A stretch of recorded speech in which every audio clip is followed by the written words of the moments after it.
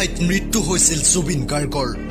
জুবিন গাৰ্গৰ মৃত্যু হোৱা পানীত আছিল অজান ৰহস্য।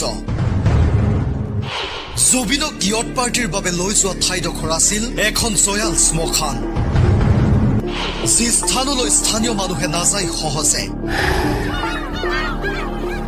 এই স্থানত মহামাৰী ৰোগত আক্ৰান্ত ৰোগীক কোৱাৰেণ্টাইনত ৰখা হয়। তাৰ পিছত মৃত্যু হোৱাৰ পিছত তাতেই সমাধিস্থ কৰা হয়। এক প্ৰকাৰে যেন এখন বৃহৎ শ্মশানথলীহে স্থান। হয়, আপুনি ঠিকেই শুনিছে। জুবিন গাৰ্গক লৈ যোৱা উক্ত দ্বীপটো আছিল ছিংগাপুৰৰ লাজাৰুছ দ্বীপ। ছিংগাপুৰ মেইনলেণ্ডৰ পৰা স্থলপথেৰে প্ৰায় 2 ঘণ্টাৰ বাট লাজাৰুছলৈ। এই লাজাৰুছ দ্বীপত মানুহৰ কোনো বসতি নাই।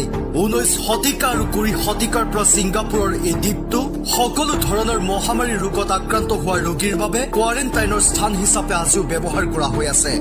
ছিংগাপুৰত বিভিন্ন মহামাৰী ৰোগত আক্ৰান্ত ৰোগীক এই লাজাৰুছ দ্বীপত